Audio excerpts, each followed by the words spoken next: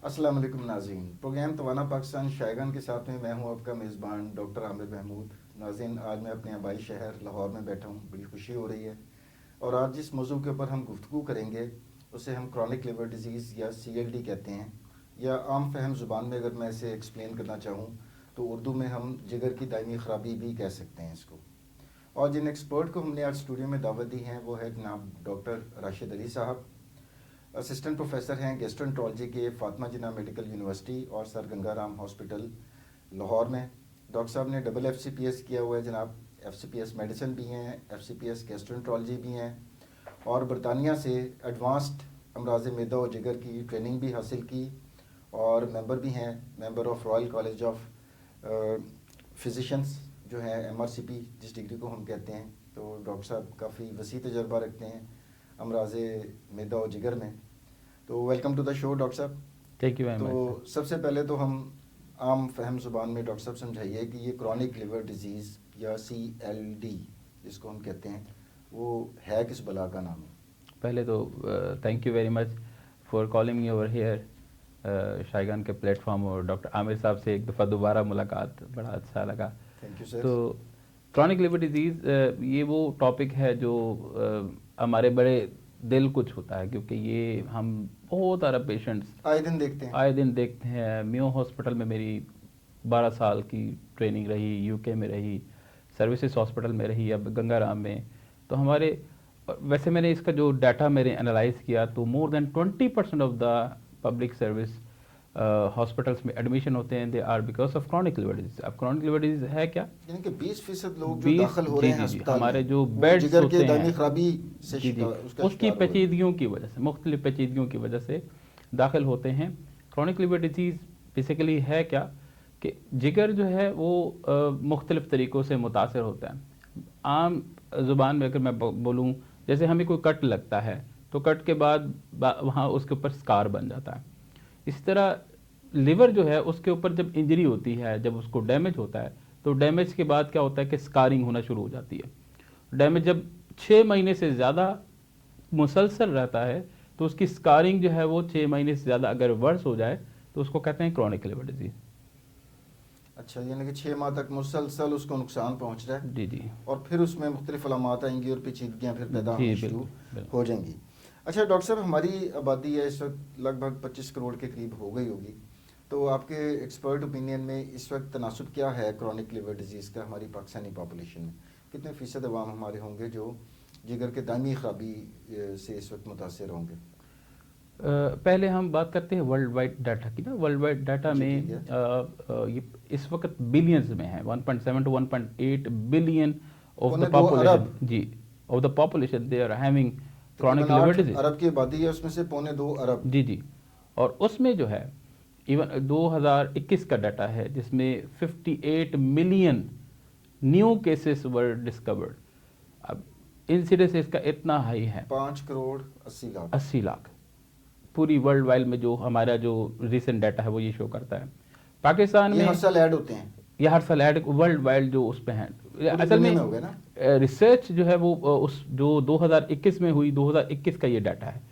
इसके बाद तो इसका तनासब इससे भी बढ़ रहा है, because I will tell you the cost behind कि क्या ये क्रॉनिक लिवर डिजीज क्यों बढ़ता जा रहा है। पाकिस्तान में एज सच प्रॉपर डाटा तो नहीं है, बट डेफिनेटली जैसे मैंने आपको अर्ज की कि हाँ मैं 3 बड़े पब्लिक सर्विस हॉस्पिटल्स में काम करता हूँ, तो हमारे मोस्ट ऑफ द पेशेंट जो एडमिट हो they are because of some complication of chronic liver disease. तो बहुत हाई डाटा है। अनफॉर्चुनेटली मैं आपको उसको वो बता नहीं सकता कि कितने परसेंट है, but they are far enough कि हमारी गवर्नमेंट इकोनॉमी अच्छी खासी इससे मुतासर होती है। इसमें तो काफ़ी जो अदाद-ओ-शुमार थोड़े बहुत हैं भी, उससे असल पिक्चर में बहुत ज़्यादा केसेस हैं जी बिल्कुल। सादा अल्फाज में। जी क्योंकि अब हमारे यहाँ पर जो छोटे शहरों में जो कस्बात हैं वहाँ पर जो कोएक्स के पास जो बेचारे पेशेंट जा रहे हैं वो तो हमारे रिकॉर्ड में नहीं आ रहे हैं ना डॉक्टर साहब। बिल्कुल तो अगर बिल्कुल। उनको भी ऐड अप करें तो ये तनासुब बहुत ज़्यादा बढ़ जाता है। जी अच्छा डॉक्टर साहब, एक पेशेंट में जिगर की दायमी खराबी, जिससे आपने फरमाया कि 6 माह तक अगर उसमें फाइबर्स बनते रहें, स्कार्स बनते रहें, निशान छोड़ता जाए, उसका नुकसान होता जाए, मरीज़ के अंदर क्या क्या अलामात आएंगी वो ज़रा बताइएगा। अच्छा, इसकी जो है ना क्रॉनिक लिवर डिजीज़ को हम डिवाइड करते हैं 2 चीज़ों में। एक को कहते हैं कंपनसेटेड क्रॉनिक लिवर डिजीज़ और एक को कहते हैं डीकम्पनसेटेड क्रॉनिक लिवर डिजीज़। जो कंपनसेटेड होती है उसमें तो नॉर्मली पेशेंट जो है वो बहुत ही वेल डिफाइंड सिम्टम्स नहीं होती, जैसे हल्की फुल्की थकावट जैसे है, सांस का चढ़ जाना, कमजोरी का हो जाना, जिस्म में दर्दों का हो जाना, वीकनेस गैर महसूस वाज़ेह करना, किस्म के अलामात हैं, गैर नॉन वाज़ेह, स्पेसिफिक हैं एग्जैक्टली, जी जी, कि आप उसको रिलेट नहीं कर पाते रिलेट कि नहीं जिगर की कर खराबी की एग्जैक्टली। वजह से है। फिर जैसे जैसे ये चीज़ बढ़ती जाती है तो फिर क्या होता है कि हमारा जैसे जिगर डैमेज होना शुरू हो जाता है, तो जिगर की जो खून की नालियां हैं उनका प्रेशर बढ़ता है, उसको कहते हैं portal hypertension. That would cause जो increase the size of the spleen, जो तिल्ली का साइज है वो बढ़ना शुरू हो जाता है। तो तिल्ली का साइज जैसे बढ़ता है तो खून के खुलिये जो है कम होना शुरू हो जाते हैं। जैसे डेंगू में आपने देखा होगा प्लेटलेट्स कम हो जाते हैं, एग्जैक्टली। इसी तरह क्रॉनिक लिवर डिजीज के पेशेंट में तिल्ली बढ़ती है और वो प्लेटलेट्स को खाना शुरू कर देती है। तो because of those thrombocytopenia, platelets कम होने की वजह से पेशेंट को ब्लीडिंग हो सकती है, ब्रूजेस वगैरह जैसे नील पड़ सकते हैं। अच्छा, बगैर किसी चोट के नील बगैर पड़ किसी जाएंगे। चोट के अगर वो कहते हैं कि मुझे नील पड़ना, ये पेचीदगियाँ हो, ये सारी चीज़ें आती हैं कंपनसेटेड में। इसके बाद फिर एक स्टेज होती है जिसको कहते हैं हम डीकम्पनसेटेड। डीकम्पनसेटेड क्रॉनिक लिवर डिजीज़, ये वो डिजीज़ है जो हमारे गवर्नमेंट हॉस्पिटल में सबसे ज़्यादा पेशेंट रिपोर्ट होते हैं। इनमें 4 किस्म की जो है ना तब्दीलियाँ आ सकती हैं। वो क्या क्या है? पहली एक तो ये कि हिपैटिक इनकैफ इसको कहते हैं। हिपैटिक इनकैफ असल में जिगर का असल काम क्या है कि एक फैक्ट्री है जो सारे डिटॉक्सिफिकेशन है कि मुज़र असरात से जो भी केमिकल्स पैदा हो रहे हैं बिल्कुल उनके असर को ज़ायल कर रहा है। उनको ज़ायल कर देना है। अब अगर वो काम ठीक नहीं कर रहा तो वो फिर उनका तनासुब बढ़ता जाएगा और ये फिर जब ब्रेन में पहुंचेगा तो ब्रेन में जाके ब्रेन की फंक्शनिंग को कम कर देगा, जिसकी वजह से पेशेंट गुनूदगी में जा सकता है, पेशेंट बहकी बहकी बातें कर सकता है। तो जो गशी के दौरे पड़ रहे होते हैं वो यही चीज़ होती है? दौरे यूजुअली इसमें नहीं पड़ता है, इसमें यूजुअली कंफ्यूज हो जाता है। पहली स्टेज होती है उसमें पहचानना बंद कर देगा, पहचान, जी जी, नहीं पता होगा आज कौन सा दिन है, किस जगह पे बैठा हूं। एग्जैक्टली, और उसको पता नहीं चलेगा कि ये ऐसी बात करेगा जो बिल्कुल उससे रेलेवेंट नहीं होगी। तो स्टेज इसकी बहकी बातें। वैसे इसकी 4 स्टेजेस होती हैं। एक स्टेज जो सबसे अर्लीस्ट, उसमें सिर्फ स्लीप साइकिल डिस्टर्ब हो जाती है, रात को नींद नहीं आती, डॉक्टर साहब दिन में सोया रहता है। तो ये this is the first manifestation of hepatic enceph. फिर जो है उसको कंफ्यूज हो जाना, अजीब बात। फिर यह है कि ये अगर ये वर्स हो जाए तो फिर इवन पेशेंट कोमाटोज भी हो सकता है, बेहोश हो सकता है। तो this is one of the complication जिसको हेपेटिक इनकैफ का। सेकंड जो है दैट इज हमारा दिमाग मुतासिर हो जाता है। आगे जो सेकंड सर होता है इसमें एसाइटिस है। Ascites is the most common complication of chronic liver disease. But ascites की ये पेट की जो झिल्ली होती है जिसको पेरिटोनियम कहते हैं, वहां पे पानी पड़ना शुरू हो जाता है। जैसे कहते हैं ना पेट फूल जाता है, जैसे कहते हैं ना कि पेट में पानी पड़ा हो, पेट में पानी जिगर की ना काम करने की वजह से क्या होता है कि प्रोटीन्स चूंकि बन नहीं रही होती, प्रोटीन्स कम होने की वजह से, और एक साइकिल होता है जो किडनी से रिलेटेड होता है, उसकी वजह से पेट में पानी इकट्ठा होना शुरू हो जाता है, पेट फूल जाता है। लोग कहते हैं कि डॉक्टर साहब वैसे तो ये खून को गाढ़ा रखने के लिए गुर्दे क्या करते हैं कि वो जो खून में से पानी है ना वो निकाल देते हैं क्योंकि प्रोटीन कम होती है। जी जी जी, और वो फिर जायद जो फालतू पानी वो पेट में जमा हो जाता है। वो हाँ जी, वो जज़ब ज्यादा करना शुरू होता है, पानी को रिटेन करना किडनी ज्यादा स्टार्ट कर देते हैं बिकॉज ऑफ मैकेनिज्म जो कि केमिकल मैकेनिज्म होता है, उसकी वजह से एक सिस्टम एक्टिवेट हो जाता है जिससे वो पानी सारा एक्यूमुलेट होना शुरू हो जाता है पेट में। तो this is the second most common complication of DCRD ascites. जो थर्ड इज सर के अपर जी ब्लीड, पेशेंट को खून की उल्टी आ सकती है, पेशेंट को काला पखाना आ सकता है। ये है जब अगर खून की उल्टी आ जाए तो हम ये भी कहते हैं third cause of decompensated chronic liver disease. और फोर्थ जो है वो है कि जॉन्डिस, पेशेंट अच्छा भला ठीक चल रहा है, एकदम पेशेंट जो है ना उसको यरकान हो गया, पीला यरकान, बिल्कुल आंखें ज़्यादा पीली होगी, तो उसकी वजह से भी एक जब पेशेंट एक्यूट और क्रॉनिक इसको कहते हैं लिवर फेलियर में चला जाता है। तो ये 4 चीज़ें हैं जिसकी वजह हम कहते हैं कि डीकम्पनसेटेड क्रॉनिक लिवर डिजीज। तो इसमें सिम्टम्स जो हैं ये इसके हिसाब से चलेंगे। तो ये खतरनाक सिचुएशन भी मतलब इख्तियार कर सकती है कि लाइक जानलेवा भी साबित हो सकती है ये सिचुएशन अगर इसको बर वक्त ट्रीट ना किया जाए। बिल्कुल सही सर, बहुत इंपॉर्टेंट क्वेश्चन है आपका सर। यही सबसे ज़्यादा इंपॉर्टेंट यहाँ आने का मकसद भी यही था कि हम लोगों को इसकी पेचीदगियों के बारे में अवेयरनेस दे सकें और इनको बता सके कि हमने कैसे प्रिवेंट करना है लोगों इस नहज तक ना पहुँचे। इसकी अब हर जो कॉम्प्लिकेशन है उसकी अपनी मोर्टेलिटी, मिसाल के तौर पे अगर एसाइटिस अगर हो जाती है यानी कि पेट में पानी पड़ जाता है, तो किताब कहती है कि 40% तकरीबन लोग जो होते हैं वो 1 साल तक जिंदा रहते हैं। जैसे जैसे एसाइटिस आपका बढ़ती जाती है उसके तनासुब जिंदा रहने के कम हो जाते हैं। 2 ईयर सर्वाइवल जो है लेस देन 50% है अगर एसाइटिस अगर उसको हो जाती है। इसी तरह अगर अपर ये ब्लीड है, इस क्रॉनिक लिवर डिजीज को ना 3 स्टेजेस में डिवाइड करते हैं, ए, बी और सी। अगर चाइल्ड क्लास सी है और उसमें खून की उल्टी आ जाती है तो बुक्स कहती हैं कि 30% से भी ज़्यादा मोर्टेलिटी है। पेशेंट बेचारे 30% वो जो खून की उल्टी के बाद अल्लाह को प्यारे हो जाते हैं। उसको बर वक्त हमने तशखीस करना है और बर वक्त उसकी ट्रीटमेंट करनी है। सिमिलरली हिपैटिक इन कैफ के पेशेंट्स हैं, 40 to 50% मोर्टेलिटी है। हिपैटिक इन कैफ अगर एक दफ़ा पेशेंट बहकी बहकी बातें करना शुरू हो गया, वो है तो ये रिवर्सिबल, लेकिन टोटल जो उसका लाइफ स्पैन है वो बड़ा कम हो जाता है, वो कम हो जाता है। इसलिए हमने इनकी पहले तो ये कि हम जिगर के डॉक्टरों को ये पता होना चाहिए कि जिगर का पेशेंट किस किस तरह आ सकता है। एक पेशेंट आया क्रॉनिक, डॉक्टर साहब मुझे कोई मसला नहीं है, मैं कहूँगा फिर भी आपने 6 महीने बाद अल्ट्रासाउंड करना है, आपने 6 महीने बाद ये टेस्ट कराने हैं, आपने 6 महीने बाद मुझे दोबारा, तो क्यों? क्योंकि एटलीस्ट मुझे पता हो कि ये इस पेशेंट को क्या क्या हो सकता है। अगर मुझे पता होगा तो फिर मैं उसको अच्छी तरह गाइड भी कर सकूंगा। जी, इसी तरह ही है। अच्छा डॉक्टर साहब, ये क्रॉनिक लिवर डिजीज़ को डायग्नोज करने के लिए हमारे पास कौन कौन से बैटरी ऑफ टेस्ट अवेलेबल है? क्रॉनिक लिवर डिजीज बेसिकली इधर हिस्टोलॉजिकल डायग्नोसिस होता है। हम जब या रेडियोलॉजिकल जो है डायग्नोसिस होता है, जब हम अल्ट्रासाउंड करते हैं, अल्ट्रासाउंड में अगर श्रंकन लिवर हो जाता है, लिवर का साइज सुकड़ जाता है या फिर उसकी सरफेस जो है वो स्मूथ नहीं रहती है, कोर्स हो जाती है, खुरदरी हो जाती है, हम उसको कहते हैं नोड्यूलर हो जाती है कि छोटे छोटे नोड्यूल्स बन गए, गिल्टियां टाइप जो है चीजें बन जाए, तो हम उसको कहते हैं क्रॉनिक लिवर डिजीज है। या फिर हम बायोप्सी करके, जो बायोप्सी में उसकी खास जो है वो फिगर होती है वो हम देखते हैं, तब हम कहते हैं क्रॉनिक लिवर डिजीज। अब क्रॉनिक लिवर डिजीज तो बहुत सारी कॉजेस का एक एंड है।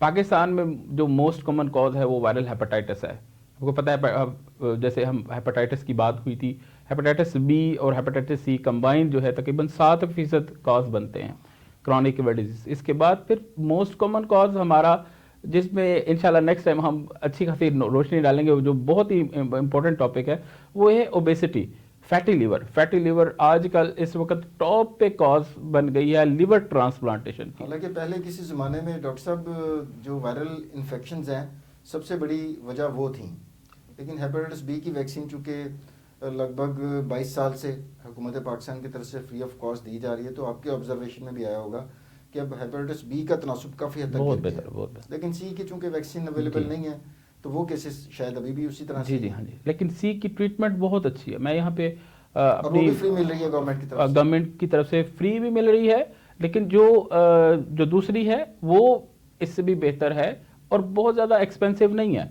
इसके रिजल्ट्स 90-95% जब हम एमबीबीएस कर रहे थे, जब हम नए इंटरफेरॉन वगैरह लगाते थे, उसमें 40-50% होते थे। जी सर जी, उसमें 40-50% जो है वो सिर्फ हमारा सक्सेस रेट होता था, जिसको हम SVR कहते हैं। लेकिन अल्हम्दुलिल्लाह अब जो आपकी दवाइयों के साथ तो 90-95% पर।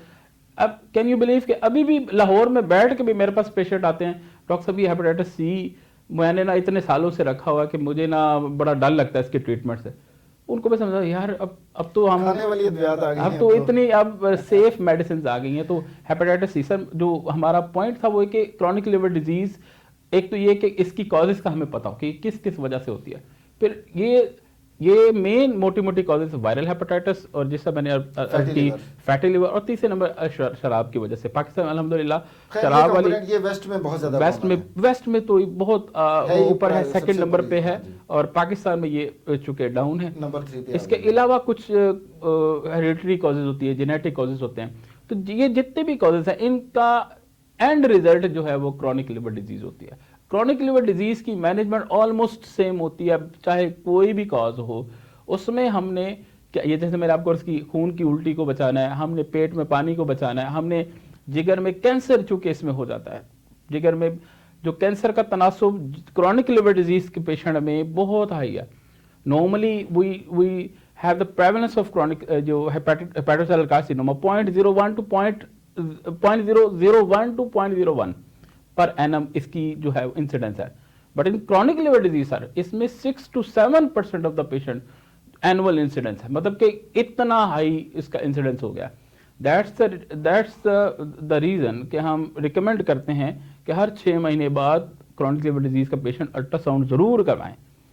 पेशेंट को जब ठीक ठाक होते हैं वो कहते हैं डॉक्टर साहब हमें तो कुछ भी नहीं है, फिर क्यों अल्ट्रासाउंड करते? तो हमने बताना कि नहीं, वी हैव टू स्क्रीन। मेरी सर अपनी बात थोड़ी लंबी होगी। मेरी अपनी जो शागिर्द थी, उनकी वालदा मेरे से इलाज करवाती थी, क्रॉनिक लिवर डिजीज़ की पेशेंट थी, तो उनको मैं कहता था कि हर 6 महीने बाद अल्ट्रासाउंड कराएं। तो बस वो कभी कभी उस वक्त इतनी अवेयरनेस नहीं थी, तो 4-5 साल पहले की बात है, वो गफलत होगी। तो वो जब अगला अल्ट्रासाउंड कराया तो उसमें वो लिवर का ट्यूमर ऐसा था कि जो खून की नाली में पहुंच चुका था, उसको पोर्टल वेन इन्वेजन बोलते हैं, वो इन्वेड कर चुका हुआ था और उस वक्त हमारे पास कुछ भी नहीं था, कुछ भी नहीं था। तो अनफॉर्चुनेटली तो ये जो सर गाइडलाइंस बनाई दी होती ना, ये बड़े एक्सपीरियंस के बाद बनाई थी। गाइडलाइंस ये कहती है कि हर 6 महीने बाद अल्ट्रासाउंड और अल्फा फिटोपेनिन खून का टेस्ट होता है, वो करवा के जिगर की कैंसर की स्क्रीनिंग जरूर करें। अच्छा डॉक्टर साहब, 3 मेजर जो बड़ी आपने कॉम्प्लिकेशन बताई, देखें जो नुकसान लिवर का किसी भी वजह से हुआ, चाहे इन्फेक्शन हो गई, चाहे वो चर्बी की वजह से हुआ, फैटी लिवर, या अल्कोहल की वजह से हुआ, वो तो हो चुका हुआ है जिगर का, उसको रिवर्स करना शायद मुश्किल होगा। जो आपने कॉम्प्लिकेशंस 3 बताई, सबसे पहले ये कि दिमाग मुतासर होता है, तो जिसे हम हेपेटिक एनकेफेलोपैथी कहते हैं, मरीज़ बहकी बातें करना शुरू कर देता है। इसका इलाज क्या होगा? पेट में पानी पड़ जाना, एसाइटिस। मुझे याद है हाउस ऑफ के ज़माने में, आज से लगभग 30 साल पुरानी बात बता रहा हूँ, मैंने खुद अपने इन्हीं हाथों से मैंने 4-4, 5-5 लीटर पानी खुद से निकाला हुआ है। लेकिन वो इसी तरह है कि जैसा एक नल पीछे खुला हुआ है, आप जितना 4-5 लीटर निकालते हैं, हफ्ते बाद दोबारा जमा हुआ होता है। बिल्कुल, तो वो सोल्यूशन तो नहीं है उसका। और थर्ड जो आपने उसकी कॉम्प्लिकेशन बताई, खून की उल्टियाँ, इनका इलाज आप किस तरीके से करते हैं? तीनों का मुख्तसरन फर्दन बताइएगा। बिल्कुल सही। सबसे पहली चीज़ सर हेपेटिक इनकैफ आपने फरमाई। हेपेटिक इनकैफ में सर हमने प्रेसिपिटेटिंग कॉज देख रही होती है, क्योंकि हर बीमारी के पीछे कोई ना कोई जड़ होती है ना। तो इसमें हमने कुछ हमारी वैल्यूज़ होती हैं, लाइक कॉन्स्टिपेशन है पेशेंट को, मोस्ट कॉमन कॉज कॉन्स्टिपेशन होती है। कब्ज़ क्या होता है? कब्ज़ होती है तो यहाँ पे से जो पकाने के रास्ते जो ये जो फासद मादे होते हैं, वो चूंकि यहाँ जितनी देर पकाना रहेगा वो फासद मादे जिगर तक तो जाते रहेंगे। अब जिगर चूंकि काम नहीं कर रहा, और जिगर काम ना करने की वजह से फासद मादे किधर चले जाएंगे? दिमाग में। तो उस दिमाग की वजह से वो फिर हेपेटिक इनकैफ में चले। तो सबसे पहली चीज़ हमने करनी है कि इनकी कॉन्स्टिपेशन को रिलीव करें, और वो भी एक खास किस्म की मेडिसिन होती है जिसको लैक्टुलोज कहते हैं। उसके 3-4 इफेक्ट्स होते हैं इस कॉन्स्टिपेशन को रिलीव करने के साथ साथ, वो बॉडी का अमोनिया लेवल भी कम करती है। तो कब्ज को शायद दवाई दी जाती है, वो भी खास किस्म की कब्ज है ना जी, जो लैक्टुलोज, जो कि सिर्फ कब्ज भी ही ठीक ना करे, बल्कि जो फासिद मादे अमोनिया है उसको अमोनिया में कन्वर्ट करके तो एक्सक्रीट आउट करा दें, जो नाइट्रोजन। जी। तो दूसरी चीज़ सर इसमें जो होती है, अब पेशेंट को बाज़ दफ़ा क्या होता है कि इन्फेक्शन, पेशाब की इन्फेक्शन हुई है, या पेशेंट को चेस्ट इन्फेक्शन हुई है, या पेशेंट को पेट के पानी की इन्फेक्शन हो जिसको स्पॉन्टेनियस बैक्टीरियल पेरिटोनाइटिस हो। These are the reason. चौथी रीजन, अंदर खून निकल रहा है और ना उसको खून की उल्टी आ रही है, ना उस बेचारे ने कोई नोट किया कि मुझे काला पखाना आ रहा है। वो बात दफा जीआईटी में खून बह रहा है लेकिन उनको समझ नहीं आ रही, ऑकल्ट ब्लड लॉसेस हो रहा है। और अब जो ब्लड जब जीआईटी में रहेगा, जब अंत में रहेगा, तो इसमें अमोनिया ज्यादा प्रोड्यूस होगी। तो हमने इन चीजों को सर हमने क्लियर करना है। हेपेटिक इनकैफ की जनरल मैनेजमेंट वो वैसे ही है जैसे बाकी बेहोशी वाले पेशेंट्स की होती है, कि उनका इनटेक आउटपुट का ख्याल किया जाए, उनकी करवट जो है वो टाइमली करवाई जाए कि बेड सोर्स का बने। मैनेजमेंट घर पे नहीं, ये हॉस्पिटल में नहीं sir, hepatic enceph is the exactly serious complication जी, ग्रेड 2, 3, 4, ये is the indication of hospital admission. तो इसमें एस्पिरेशन, बहुत सारी कॉम्प्लिकेशन हो जिनको हम बचाना हमें चाहिए होता है। फिर हेपेटिक इनकैफ का प्रोफिलैक्सिस होता है, खास किस्म की दवाई होती है जिसको रिफ्लेक्सामिन कहते हैं, वो हम ऐड कर सकते हैं ताकि फ्यूचर में इनकैफ से बचाया जा सके। दूसरे सर आपने फरमाया कि एसाइटिस की अब मोस्ट कॉमन कॉम्प्लिकेशन, जैसे मैंने कहा कि पेट में पानी पड़ता है। पेट में पानी पड़ने की सर जो कुछ एहतियात हैं और कुछ ट्रीटमेंट है। एहतियात ये है कि हम सोडियम डिस्ट्रिक्शन करते हैं, हम नमक की डिस्ट्रिक्शन करते हैं। प्रेशर के मरीजों में हम नमक कम कर देते हैं। बिल्कुल से, हाँ जी, बिल्कुल सेम तनासब 5 ग्राम से हमने कम इसका जो सॉल्ट रखना है, 2 मिलीमोल से कम हमने सोडियम रखना है। और हमने दूसरा ये कि हमने जो पानी की मिकदार है, अच्छा पहले एक मिथ बनी हुई थी कि हम कहते हैं पेट में पानी है तो अब पानी इसका बंद कर दें। आज भी मैं अपने डॉक्टर्स को ये एक मैसेज देना चाहता हूँ कि हम क्रॉनिक लिवर डिजीज के पेशेंट में सर, जब जिनको एसाइटिस होती है, हम उनका जब पानी बंद करते हैं तो आप पेट के पानी से तो आप बचा रहे हैं, लेकिन किडनीज पहले ही सफर कर रहे होते हैं। इन बेचारों के किडनीज पहले ही थोड़े से पानी के साथ लड़ रहे होते हैं। तो जब हम पानी ऊपर से बंद करते हैं तो क्या होता है कि इनको ये रीनल फेलियर हो जाता है। एसाइटिस बेशक ना वर्स हो, लेकिन किडनी फेलियर उसका हो जाता है, हिपैटोरेनल सिंड्रोम में चले जाते हैं। इसीलिए hepatorenal syndrome is one of the disease जो किडनीज की है, जिसमें हम सबसे पहले कहते हैं कि वॉल्यूम हाइड्रेशन बड़ी इंपॉर्टेंट है। अब गाइडलाइन सर ये कहती हैं कि अगर सोडियम 125 से कम है, सीरम सोडियम 100, तो पानी की रिस्ट्रिक्शन करनी है, अदरवाइज पानी बंद नहीं करना होता। ठीक है। दूसरा है कि इनकी प्रोटीन चूंकि कम होती है तो हम प्रोटीन डाइट्स ज्यादा दें, जैसे एग वाइट्स हैं, अंडे की सफेदियां, हम इनको कहते हैं 2 से 4 अंडे की सफेदियां रोजाना खाएं, नमक वाली चीजें कम खाएं, छोटा गोश्त ले सकते हैं, मछली ले सकते हैं, प्रोटीन डाइट्स। अब हमने प्रोटीन की रिक्वायरमेंट इसमें ज्यादा हो जाती है। इसमें दालें भी शामिल होंगी? दालें भी, क्योंकि दालें भी एक गुड सोर्स ऑफ प्रोटीन्स। तो ये सर ये चीजें हैं इस तरह करके। और जो ये है प्रिवेंशन, जो ट्रीटमेंट है वो है we are going to give that water pills, वो जो वाटर टैबलेट्स होती हैं, फ्यूरासिमाइड और स्पाइनोलैक्टोन, जो पेशाब के रास्ते, ताकि वो पेशाब के रास्ते इसका। अच्छा, इसका भी खास ख्याल रखना होता है कि हमने यूरिन भी ज्यादा ना आए, बड़े टारगेटेड अप्रोच होनी चाहिए। We have to lose the weight for 0.5 kg per day, और एटलीस्ट 2 किलोग्राम पर वीक इनका वेट रिडक्शन होनी चाहिए। तो ये बड़े हमने इन हर चीज का ख्याल करने के कितनी टैबलेट देनी है। कोमॉर्बिडिटीज भी होती हैं अक्सर पेशेंट में, ब्लड प्रेशर के भी आर्जे, ब्लड प्रेशर लो हो सकता है, हार्ट डिजीज भी है, बिल्कुल उसको भी मद्देनजर रखना है कि दूसरी बीमारी ना बिगड़ जाए। बिल्कुल। और इनमें वैसे ही बीपी, जी बिल्कुल बिल्कुल, बीपी वैसे ही थोड़ा सा कम होता है, तो हमने बड़ा इंपॉर्टेंट उसका ख्याल रखना है। और ये है सर इसकी ट्रीटमेंट। अच्छा, अगर ये बाज़ दफ़ा टैबलेट्स के साथ रेजिस्टेंट हो जाती है, इसको कहते हैं रेजिस्टेंट एसाइटिस। रेजिस्टेंट एसाइटिस की ट्रीटमेंट यही होती है जो आपने अभी फरमाया कि हमने 4 से 5 लीटर वो नीडल डालते थे और निकालते थे, उसको हमने निकालना है। एल्ब्यूमिन के अंडर कवर हमने वो एसाइटिक टैब करना होता है। 5 लीटर तक हम बगैर एल्ब्यूमिन के भी कर सकते हैं।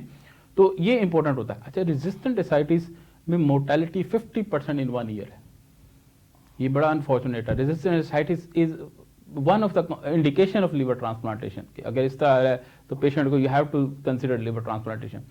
ये होगी सर दूसरी एसाइटिस। तीसरी जो चीज आपने फरमाई वो अपर ब्लीड है कि खून की उल्टी या काले वेरिसियल ब्लीडिंग सर, उसमें सर हमने क्या करना होता है। एक तो यह है कि सुने सर वो कोई इंजेक्शन भी आते हैं जो आप वहां पर वेरिसियल ब्लीडिंग के लिए आप दे देते हैं? जी सर, उसके इन्फ्लुएंस वगैरह, जी उससे भी रुक जाती है। जी। अब सर इसमें जो है ना अपर ब्लीड की मैनेजमेंट, इमरजेंसी फौरन ऐसे पेशेंट को इमरजेंसी पहुंचाना होता है। जैसे मैंने अर्ज की 30% से ज्यादा पेशेंट जो है अगर एडवांस लिवर डिजीज है तो ये अल्लाह को प्यारे हो जाते हैं। तो इसलिए बड़ा टाइमली इसको मैनेज करना होता है। फौरन ब्लड जो है, अगर ब्लड लॉस हो रहा है तो ब्लड को रिप्लेस किया जाए, इनकी ABC, इनके वाइटल्स को सेट किया जाए। उसके बाद फिर इनको सर एंडोस्कोपी करनी होती है। एंडोस्कोपी करके आपने वेरिसिस को टांका लगाना होता है। मैंने लास्ट टाइम भी आपको वो किस्सा सुनाया था कि वो ईद पे जिस पेशेंट को बेचारे को खून की उल्टी आई और वो चूंकि उस वक्त रिसोर्सेज अवेलेबल नहीं थे तो मेरे पास तशरीफ लाए, तो अल्हम्दुलिल्लाह आज भी इस बात को काफ़ी साल हो गए हैं, तो अल्हम्दुलिल्लाह आज भी वो ठीक हैं। तो इस तरह के इनका ना बैंडिंग वो होता है, टांके लगाना है। अगर तो ये खून की नालियाँ खुराक की नाली में फूली हुई है तो फिर टांके लगाने, और अगर मैदे की नालियाँ फूली हुई हैं तो बाद दफ़ा उसके अंदर एक इंजेक्शन लगाते हैं, इसको हेस्टोएक्रिल कहते हैं। तो वो लगा के इसको खून की जो है ना जो बंदिश है इसको करनी होती है। इसके अलावा हम एंटीबायोटिक्स देते हैं, हम इनको बाकी जो है चीज़ें देते हैं ताकि इनका खून मजीद बहे ना। अच्छा सर, अब जो गुफ्तगू हमारी जा रही है कि अगर दायमी खराबी रहे जिगर की तो 2 मेजर कॉम्प्लिकेशन आपने जैसा फरमाया, लिवर सिरोसिस में जिगर सुकड़ जाएगा, नॉर्मल से उसका साइज़ बहुत श्रिंक हो जाएगा, और दूसरा लिवर कैंसर। इसकी वजह से पूरी दुनिया में इन 2 वजूहात की वजह से कितनी डेथ्स होती हैं, और पाकिस्तान में कोई है हमारे पास स्टैट्स? पाकिस्तान में सर डाटा ऐसे हम ये कह सकते हैं सर कि इस वक्त हमारे पास वो परसेंटेज नहीं है, लेकिन इतने पेशेंट हम देख रहे हैं, इतने पेशेंट देख रहे हैं, इवन यंग पेशेंट सर। पीछे हमारे एक प्रैक्टिसिंग डॉक्टर थे, उनको हेपेटाइटिस C था, और उनका वो जब ट्रीटमेंट हुआ तो क्रॉनिक लिवर डिजीज थी, और क्रॉनिक वो क्लियर हो गया, उनका SVR अचीव हो गया, PCR नेगेटिव हो गया। उसके बाद वो बेचारे एकदम निढाल हुए, अल्ट्रासाउंड कराया तो वो नोड्यूल बना हुआ था, HCC था। तो सर ये एक नहीं, इस वक्त हम कितने सब मेरे से एग्री कर रहे होंगे, जीपीज भी इवन, कि आजकल हम बहुत ज़्यादा इंसिडेंट्स देखे हैं हेपेटोसेल कार्सिनोमा का, अनफॉर्चुनेटली। और बिलीव मी सर, पेशेंट्स बेचारे जब आते हैं और वो हमसे तसल्ली मांग रहे होते हैं कि डॉक्टर साहब हमें कोई तसल्ली दे दें, लेकिन मोस्ट ऑफ द केसेस में क्या होता है कि ये बड़ी जल्दी फैलता है और ये खून की नालियों में मुंतकिल हो जाता है। जैसे खून की नालियों में मुंतकिल होता है तो इसमें हमारे पास ऑप्शंस बड़ी कम हो जाती है।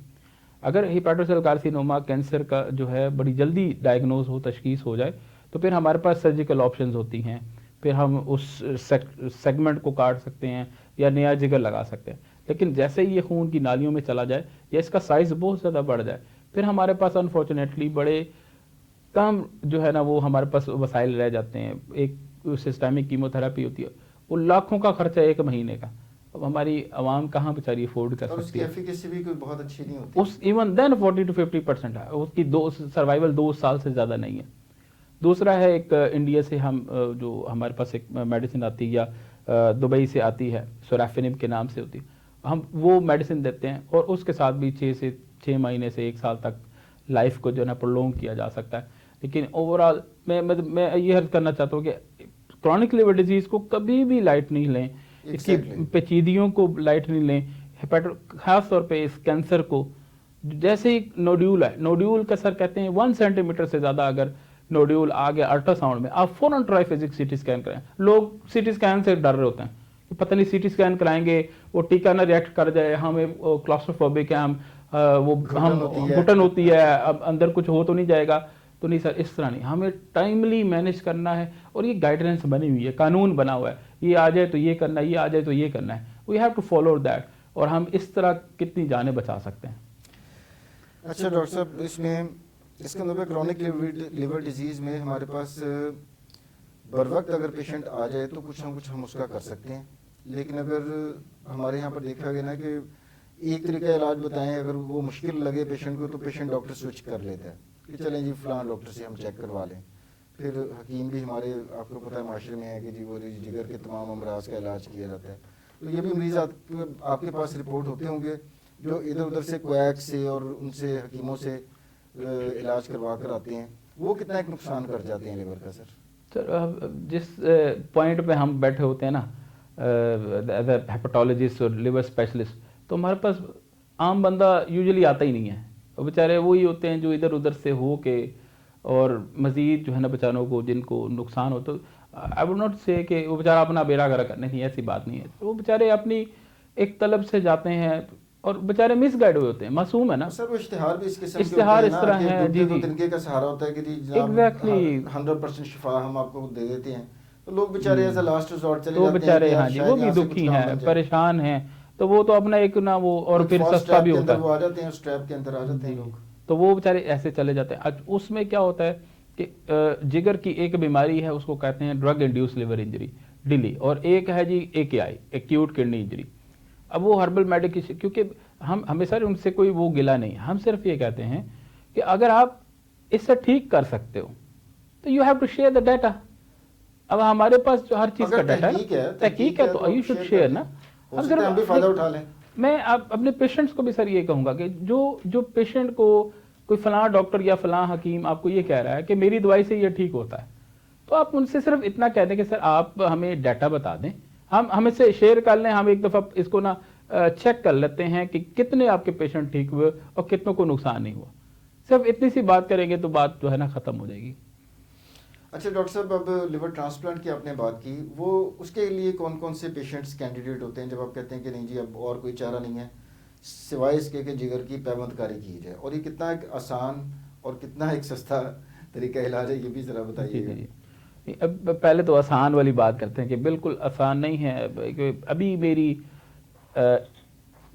3 दिन पहले मेरी एक बड़ी लाडली पेशेंट अल्लाह को प्यारी हुई, और बड़े ही अच्छे लोग, पढ़े लिखे लोग थे, और बेचारी उसको बार बार हिपैटिक इनकैफ होता था। हम उनका जो है ना वो वर्कअप करवा रहे थे, हम कह रहे थे कि इनका ना लिवर ट्रांसप्लांट, PKLI से उनकी अपॉइंटमेंट हुई थी, एक दफ़ा उन्होंने चेक भी करवाया, तो वो बेचारे एक तो नौबत नहीं आई सर। दूसरा ये कि ये लाखों का खर्चा है, इवन अगर गवर्नमेंट सपोर्ट भी करती है तो they support 90% you have to पे for the rest of the fees, और वो भी लाखों में बन जाती है। तो बेचारे हमारी गुर्बत इतनी है कि एक तो अफोर्ड नहीं करते, दूसरा ये कि इसमें डोनर के सारे टेस्ट होते हैं डोनर कौन सा होना चाहिए, उसकी सारी सिलेक्शन बड़ी मैटर करती है। फिर ये है कि इसमें डोनर हो गया तो फिर टिश्यू मैच भी करवाना है। टिश्यू मैच कराना है सर। फिर सबसे बड़ी बात, अगर ट्रांसप्लांट हो जाता है तो उसके बाद अपने बहुत सारे मसाइल हैं। आपने कुछ दवाई आपने लेनी है, जी, सारी जिंदगी आपने दवाई लेनी है, उन दवाइयों के अपने साइड इफेक्ट्स हैं कि कौन कौन सी दवाई लेनी है, और उसके साथ अपने कुछ कैंसर वगैरह जो है ना वो बढ़ सकते हैं। तो लेकिन ये इसका ये मतलब है कि हमने लिवर ट्रांसप्लांट नहीं करना।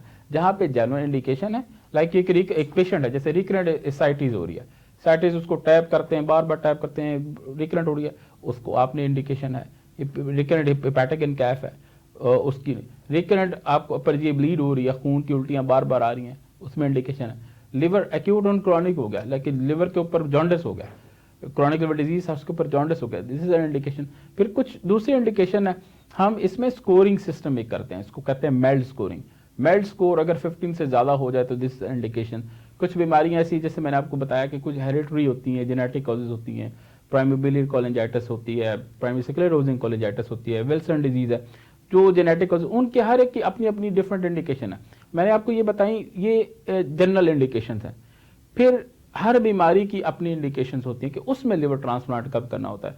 बट यह है कि बिल्कुल आसान प्रोसेस नहीं है, बट आई वुड सजेस्ट कि जिसकी इंडिकेशन बन रही है, तो सर मैं डॉक्टर्स को भी रिक्वेस्ट करूंगा कि आप इनका जल्द से जल्द, अल्हम्दुलिल्लाह हमारे वक्त में तो सर लिवर ट्रांसप्लांट नहीं होता था, याद है ना, हम इंडिया में पहला हुआ था, वो भी हमारे जी जी क्लास फेलो ने किया पाकिस्तान में, जी जी, चाइना में या उधर इंडिया में जाते, सबसे सस्ता वहीं होता, सबसे सस्ता वहाँ होता। तो अब अल्हम्दुलिल्लाह के पाकिस्तान में पीकेएलआई में बड़े अच्छे उनके ट्रांसप्लांट हो रहे हैं।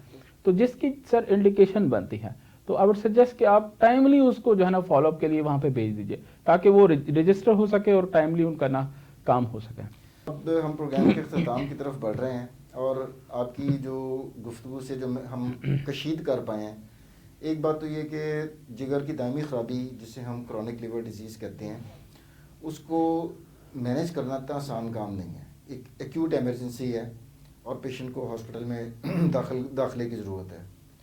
दूसरा ये कि जो हतमी इलाज कुछ केसेस में होता है कि जनाब जिगर की पैबंद की कारी की जाए, वो भी कोई सहल ऑप्शन नहीं है। तो घूम फिर के बात वहीं आती है कि अगर क्रॉनिक लिवर डिजीज़ को होने से ही बचा लिया जाए, आइडियल तो वो है। तो इस हवाले से आप हमारे जो नाज़रीन इस वक्त प्रोग्राम देख रहे हैं, उनको क्रॉनिक लिवर डिजीज़ के हवाले से क्या टेक होम मैसेज क्या देना चाहेंगे प्लीज़? सर पहली चीज़ ये क्रॉनिक लिवर डिजीज़ जिसको हो गई है, जैसे मैंने अर्ज़ की है कि हर चीज़ का अल्लाह ताला ने इलाज बनाया हुआ है। तो आप ये है कि प्रॉपर फॉलोअप में रहें, प्रॉपर उसका क्रॉनिक लिवर डिजीज़ की पेचीदगियाँ उनके होने से पहले पहले उसकी ट्रीटमेंट कराएं। अगर there is indication of doing endoscopy, जो आपने कैमरा डाल के अंदर से पहले ही आप एंडोस्कोपी करना है, अगर डॉक्टर आपको कह रहे हैं एंडोस्कोपी करनी है, अगर genuine indication you have to go for endoscopy. Ultrasound वो कहता है कि 6 महीने बाद करना है, तो आप यू शुड डू दैट। इसके बाद हम चाहते हैं कि क्रॉनिक लिवर डिजीज़ आपको हो ना, और उसके लिए क्या है, हमें पता है कि क्रॉनिक लिवर डिजीज़ की मेन कॉजेज या वायरल हेपेटाइटिस है या फिर फैटी लिवर डिजीज़ है। वायरल हेपेटाइटिस को हम कैसे बचा सकते हैं कि हम ये जो इस्तेमाल शुदा सरिंजेस हैं इनसे बचाएं। ये जो हम ब्लेड यूज़ करते हैं किसी का यूज़ ना करें, डिस्पोजेबल ब्लेड्स यूज़ करें। तो खून जब हम किसी को दें या फिर किसी का खून लें तो उसमें प्रॉपर स्क्रीनिंग प्रोजेक्ट्स हों। हम जो भी हमारे जो प्रैक्टिस होती हैं स्पाउसेस की, हम उस पर भी हमें एहतियात हो कि अगर स्पाउस को अगर हेपेटाइटिस बी है तो आपने अपनी वाइफ को आप उसकी ऑलरेडी आप पहले से ही आप वैक्सीनेशन करवा दें। ये बड़ा इंपॉर्टेंट है कि आप वायरल हेपेटाइटिस को आप इस तरह बचाएं। सेकेंड है कि फैटी लिवर का पेशेंट्स क्या होते हैं, ओबीज होते हैं, मोटापे के शिकार होते हैं, यूजुअली डायबिटिक होते हैं, हाइपरटेंसिव होते हैं, शुगर ब्लड प्रेशर बड़ा होता है, कोलेस्ट्रॉल का मसला होता है। तो इन चीज़ों को आप टाइमली ट्रीट करवाएं। इसकी अब तो बहुत अच्छी ट्रीटमेंट FDA ने अप्रूव्ड कर दी हुई है, आप उस ट्रीटमेंट की तरफ आएँ ताकि आपके इस फैटी लिवर को हम बचा सकें। और थर्ड इज़ अल्कोहल तो अल्हम्दुलिल्लाह हम यही कहते हैं कि आप मुसलमानों को तो वैसे ही, इस्लाम में तो वैसे ही जायज़ नहीं, और हम जितना हो सके अल्कोहल जो है ना इसको अवॉइड करें। ये मेन जो कॉजेज़ हैं, इससे अगर हम बचेंगे तो हम क्रॉनिक लिवर डिजीज़ से बच सकते हैं। आखिर में नाज़रीन, मैं डॉक्टर राशिद अली का तहे दिल से मशकूर हूँ कि इतने अहम मौजू के ऊपर, इतने सीरियस हेल्थ इशू के ऊपर इन्होंने इतनी मुफीद मालूमात इतने अच्छे तरीके से, सादा तरीके से आप तक पहुँचाई। उम्मीद करता हूँ आपको आज का प्रोग्राम पसंद आया होगा। अगले प्रोग्राम तक के लिए डॉक्टर आमिर को इजाज़त दीजिए। अल्लाह हाफ़िज़।